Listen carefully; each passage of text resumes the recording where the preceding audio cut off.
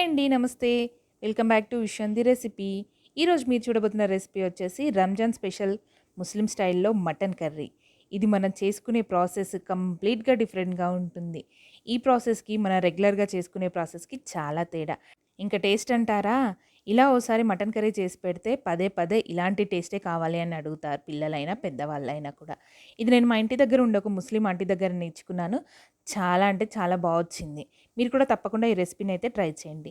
అలాగే ఇప్పటివరకు మన ఛానల్‌లో ఎవరైనా ఫస్ట్ టైమ్ గనుక చూసినట్టయితే తప్పకుండా సబ్స్క్రైబ్ చేయండి. పక్కనే ఉన్న బెల్ ఐకాన్‌ని ప్రెస్ చేయండి. ఇప్పుడు దీని ప్రాసెస్‌ని చూద్దాం. ఒక బౌల్‌లోకి కేజీ మటన్‌ని నీట్‌గా వాష్ చేసుకొని తీసుకోవాలి.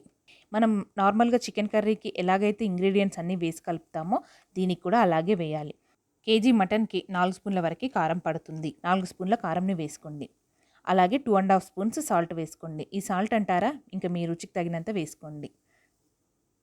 అలాగే 2-3 స్పూన్ల వరకు కొబ్బరి పొడిని వేసుకోండి. Garam masala half teaspoon. ఇందులో గరం మసాలా మనం మళ్ళీ కూడా యాడ్ చేసుకుంటాము. మీరు గరం మసాలా తక్కువ తినే వాళ్ళైతే కొంచెం చూసి అడ్జస్ట్ చేసుకోండి.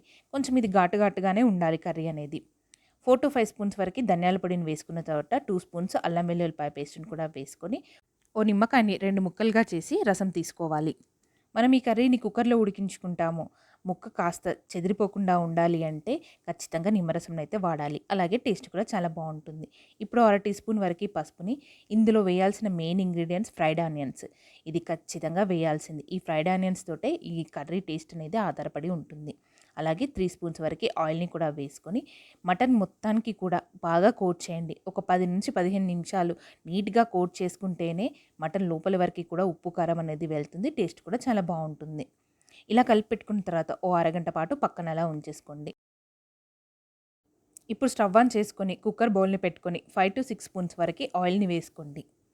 ఆల్రెడీ మనం 2-3 స్పూన్స్ ఆయిల్ వేసుకున్నాం కదా! ఇప్పుడు ఒక 6 స్పూన్స్ వరకు వేసుకుంటే సరిపోతుంది. ఈ ఆయిల్ కాస్త వేడెక్కిన తర్వాత 4-5 వరకు పచ్చిమిర్చీలని ఇలా మధ్యలోకి కట్ చేసి వేసుకోండి. అలాగే ఓ మీడియం సైజ్ ఆనియన్‌ని చిన్న ముక్కలుగా కట్ చేసి వేసుకోండి. ఆల్రెడీ మనం ఇందులోకి ఒక కప్పు వరకి ఫ్రైడ్ ఆనియన్స్‌ని వేసుకున్నాం కదా! ఇక్కడ కూడా ఒక మీడియం సైజ్ ఆనియన్ వాడుకుంటే సరిపోతుంది.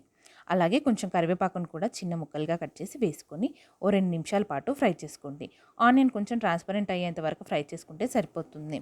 ఇప్పుడు ఇందులోకి సగం స్పూన్ వరకి పసుపును కూడా వేయండి.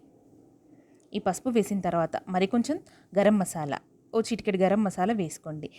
మనం ఆల్రెడీ గరం మసాలాను మటన్‌కి కలిపాము. ఇక్కడ తాలింపులో కూడా మరో పావు టీ స్పూన్ వరకి వేసుకోవాలి.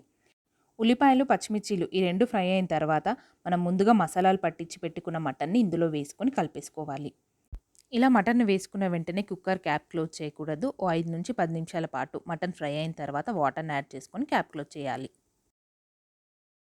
ఇలా 10 నిమిషాలు ఫ్రై అయిన తర్వాత ఓ చిన్న గ్లాస్ వాటర్‌ని మనం ముందుగా మటన్‌ని కలిపి పెట్టుకున్నాం కదా! అదే బౌల్‌లోకి ఓ చిన్న గ్లాస్ వాటర్‌ని వేసుకొని ఈ మటన్ కర్రీలోకి వేసుకోవాలి.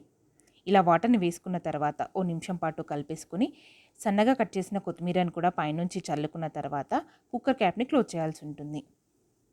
ఇలా కొంచెం కొత్తిమీరని ఇప్పుడు వేసుకోండి. తర్వాత మనం స్టవ్ ఆఫ్ చేసే ముందు కూడా మరి కొంచెం కొత్తిమీరని వేసుకుంటాము. ఇలా కలిపేసిన తర్వాత కుక్కర్ క్యాప్ క్లోజ్ చేసి పెట్టి ఒక 5-6 విజిల్స్ వరకు పెట్టండి. అలా 5-6 విజిల్స్ పెట్టడం వల్ల మటన్ త్వరగా ఉడికిపోతుంది. అలాగే గ్రేవీ కూడా చిక్కబడుతుంది. ఇలా 5-6 విజిల్స్ తర్వాత మనం క్యాప్ ఓపెన్ చేసి చూస్తే చూసారు కదా మటన్ అనేది సాఫ్ట్‌గా ఉడికిపోయింది. అడుగు నుంచి ఓసారి బాగా కలిపేసుకోండి. దీన్ని మళ్ళీ కూడా మనం ఉడికించుకోవాల్సి ఉంటుంది. ఏ మటన్ కర్రీ అయినా, చికెన్ కర్రీ అయినా మనం కుక్కర్‌లో చేస్తున్నామంటే మాత్రం కుక్కర్‌లో నుండి విజిల్ తీసిన తర్వాత వెంటనే సర్వ్ చేసుకోకూడదు. మరోసారి స్టవ్ ఆన్ చేసి కూడా మళ్ళీ కాసేపు ఉడికించుకోవాలి. చూసారు కదా ఎంత పర్ఫెక్ట్‌గా ఉడికిపోయిందో. ఇలా ఉడికిన తర్వాత మరోసారి స్టవ్ ఆన్ చేసుకొని ఓ 10 నిమిషాల పాటు ఉడికించుకోండి. ఇలా మటన్ ఉడుకుతున్నప్పుడు సన్నగా కట్ చేసిన పుదీనాని అలాగే కొత్తిమీరని కూడా వేసుకొని ఉడికించుకోవాలి. మంటని మీడియం టు హై ఫ్లేమ్ మధ్యలో అడ్జస్ట్ చేసుకుంటూ ఇలా కలుపుకుంటూ 10-15 నిమిషాలు ఉడికించుకున్నట్లయితే వాటర్ కన్సిస్టెన్సీ అనేది తగ్గి గ్రేవీ చిక్కబడుతుంది. అలాగే మటన్ కర్రీ చాలా టేస్టీగా కూడా అవుతుంది. చూసారు కదా ఇలా 10-15 నిమిషాలు ఉడికించుకున్నామంటే ఆయిల్ మొత్తం ఇలా పైకి తేలుతుంది. ఇలా అడుగు నుంచి ఒకసారి కలిపేసుకొని స్టవ్ ఆఫ్ చేసేసుకోవడమే. ఇంతే ఇలా స్టవ్ ఆఫ్ చేసి పెట్టుకొని ఓ 10 నిమిషాల తర్వాత సర్వ్ చేసుకున్నామంటే టేస్టీగా ఘాటుగా ఉండే మటన్ కర్రీ అనేది రెడీ అయిపోతుంది. చూసారు కదా ఫ్రెండ్స్, టేస్టీగా ఉండే ముస్లిం స్టైల్ మటన్ కర్రీని ఎలా తయారు చేసుకోవాలో. మీరు కూడా ఈ రెసిపీని ఇంట్లో ట్రై చేసి ఎలా వచ్చిందో నాకు కామెంట్ సెక్షన్‌లో తప్పకుండా చెప్పండి. అలాగే ఈ వీడియో గనుక మీకు నచ్చినట్లయితే తప్పకుండా లైక్ చేయండి. అలాగే మీ ఫ్రెండ్స్ అండ్ ఫ్యామిలీ మెంబర్స్‌కి ఈ రెసిపీని అయితే ఫార్వర్డ్ అయితే చేయండి. మన ఫేస్‌బుక్ పేజ్‌ని, ఇన్‌స్టాగ్రామ్‌ని కూడా ఫాలో అవ్వడానికైతే ట్రై చేయండి. మరిన్ని మంచి మంచి రెసిపీస్ కోసం veg curries, non veg curries, festival season related ఏ రెసిపీస్ కోసమైనా కూడా మన ఛానల్‌లో చాలా రెసిపీస్ అవైలబుల్‌గా ఉంటాయి. ఓసారి విజిట్ చేయండి. తప్పకుండా సబ్స్క్రైబ్ అయితే చేయడానికి ట్రై చేయండి. పక్కనే ఉన్న బెల్ ఐకాన్ అయితే ఖచ్చితంగా ప్రెస్ చేయండి. సో దట్ నేను కొత్తగా పెట్టే ఏ వీడియోస్ అయినా కూడా మీ ఫోన్‌కి నోటిఫికేషన్‌గా వస్తాయి. Thank you friends. Thanks for watching. Please subscribe. Thank you.